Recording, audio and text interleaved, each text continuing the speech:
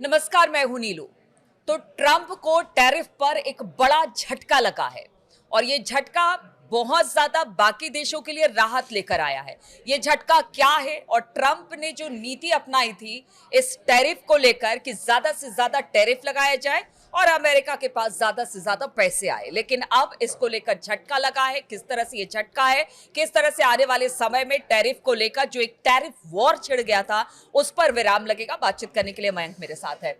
मयंक, एक बड़ा झटका कहा जा रहा है क्योंकि टैरिफ नीति को उन्होंने इस तरह से एकदम सबके सामने लेकर आए थे और फिर कहा था कि देखिए एक तरह से जो अमेरिका पर अब तक ज्यादा से ज्यादा देश ज्यादा से ज्यादा टैरिफ लगाते हैं उसको लेकर अब अमेरिका जागा है और अब टैरिफ की बात हो रही। बहुत सारी बातों के साथ टैरिफ को लेकर आया गया था। बाद में इसे कहा गया कि देखिए ये टैरिफ वॉर है, चाहे वो चाइना के साथ हो, यूरोपियन कंट्रीज के साथ हो, लेकिन अब इस पर विराम लगा है। किस तरह से राहत की खबर ये लेकर आया है? देखिए, मैनहट्टन का एक फेडरल कोर्ट है अमेरिका का जिसने एक बड़ा फैसला सुनाया है और बड़ा फैसला सुनाते हुए ये कहा है कि जो ट्रंप ने खासकर लिबरेशन डे टैरिफ जिसे कहा जा रहा था, जो ट्रंप टैरिफ है, ये असंवैधानिक है और इसे लगाने का अधिकार राष्ट्रपति के पास है ही नहीं। इसे लगाने का अधिकार सिर्फ अमेरिकी कांग्रेस के पास है। देखिए, पूरे मैटर को समझना होगा कि ट्रंप ने उन देशों से आने वाले सामान पर समान रूप से टैक्स लगाने का आदेश दिया था जो अमेरिका से कम सामान खरीदते हैं और उससे ज्यादा सामान बेचते हैं। ऐसे देशों के ऊपर जो टैक्स लगाया था इसे कहा गया था लिबरेशन डे टैरिफ, जिसको लेकर ये पूरा विवाद था। अब देखिए, ट्रंप प्रशासन ने अप्रैल में जो अप्रैल अभी गया उसमें ये लिबरेशन डे टैरिफ के नाम से ये जाना जाने लगा और ये टैरिफ लगा दिया। इसके बाद अमेरिका के कई व्यापारियों ने इसको कोर्ट में चुनौती दी और कहा कि साहब ये जो ट्रंप की तरफ से टैरिफ लगाया गया है ये असंवैधानिक है, गैर कानूनी है।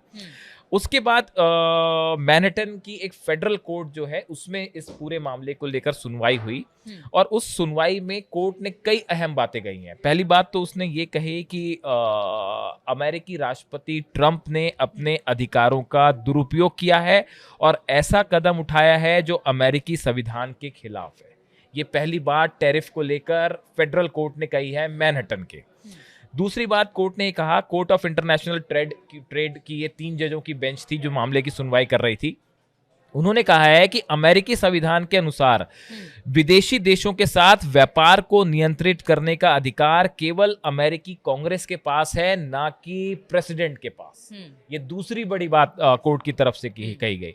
तीसरी बात, अदालत ने कहा कि ट्रंप ने जो international emergency economic power act यानी IEEPA के तहत ये ट्रैफिक लगाए थे, वह कानून उन्हें ऐसा करने का असीमित अधिकार नहीं देता है। मतलब जिस एक्ट के तहत इस टैरिफ का अनाउंसमेंट किया गया था, इस टैरिफ को लागू किया गया था, कोर्ट का कहना है भाई ये कोई असीमित पावर नहीं है कि जो राष्ट्रपति को दे दिया और आपने सब किसी भी तरह के जो है टैरिफ लगा दिए। केवल असाधारण आपात स्थिति में ही राष्ट्रपति को सीमित अधिकार मिलते हैं, लेकिन ट्रंप के मामले में ऐसा कोई वैध आपातकाल नहीं था, कोई ऐसी इमरजेंसी नहीं थी। देखिए, ये एक्ट ये कहता है कि अगर कोई विशेष इमरजेंसी है उस हालत में अमेरिका के राष्ट्रपति जो है वो इस तरह का टैरिफ लगाने वाला कोई कदम उठा सकते हैं। लेकिन कोर्ट का कहना ऐसा है कि वर्तमान हालात में ऐसी कोई इमरजेंसी नहीं थी जिसके तहत इस तरह का टैरिफ लगाया जाए। तो ये 3 बड़ी बातें जो है वो फेडरल कोर्ट ने कही हैं। एक तरह से कोर्ट ने इन सब बातों का संज्ञान लिया। जिस तरह से एक बैलेंस इस वक्त व्यापार को लेकर दुनिया भर में जो खोता चला जा रहा था, कह रहे जैसे अगर बाकी जो भी संगठन है जो कि ट्रेड देखते हैं वर्ल्ड के, उन्होंने यही कहा कि देखिए ये सही नहीं है, यहाँ से आप अपनी मन मर्जी का नहीं कर सकते। और एक वॉर की तरह से देखा जाने लगा कि देखिए चाइना के साथ, यूरोपियन कंट्रीज है, कनाडा हो गया, फ्रांस हो गया, सबके साथ इस तरह की दिक्कत थी।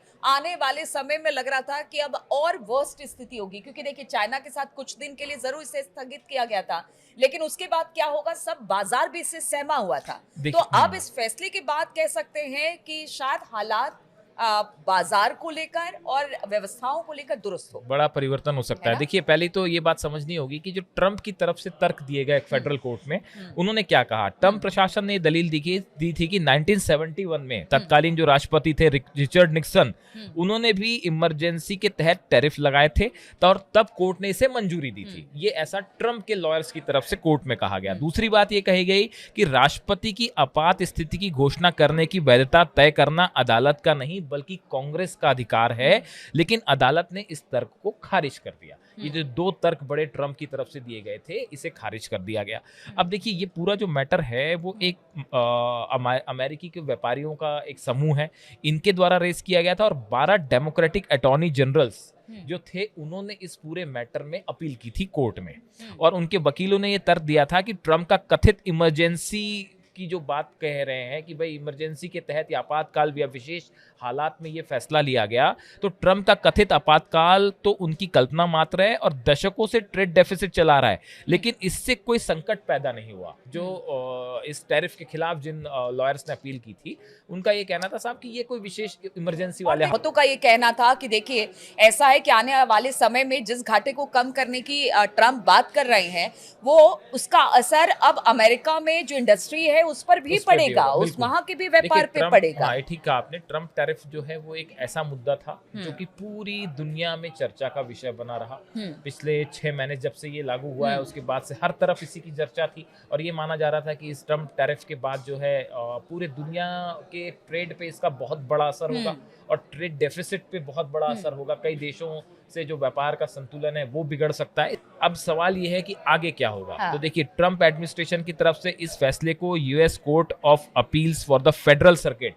इसमें चुनौती दी जा सकती है, और उसके बाद हो सकता है कि अगर वहां से भी मन मुताबिक फैसला नहीं आया तो वो सुप्रीम कोर्ट भी जा सकते हैं। तो अभी ट्रंप एडमिनिस्ट्रेशन के पास 2 स्टेप हैं जिससे वो इस फैसले को चुनौती दे ठीक है, तो ये हम मान के चले कि चूंकि मामला कोर्ट में आ गया है, तो ये मामला अभी लंबा खिंचेगा और तब तक थोड़ी राहत मिलेगी इस टैरिफ वॉर से, क्योंकि दुनिया भर में इसे लेकर हलचल मची हुई थी। खास तौर पर एक टैरिफ वॉर्स की स्थिति बन गई थी, चाहे वो चाइना हो, यूरोपियन कंट्रीज हो, ब्रिटेन हो, हर जगह इस तरह की चीजें देखने को मिल रही थी। भारत भी इससे कहीं ना कहीं प्रभावित था, लेकिन अब ये मामला कोर्ट में चला गया है। अब कोर्ट इस पर संज्ञान लेगा, क्योंकि लंबा प्रोसेस है।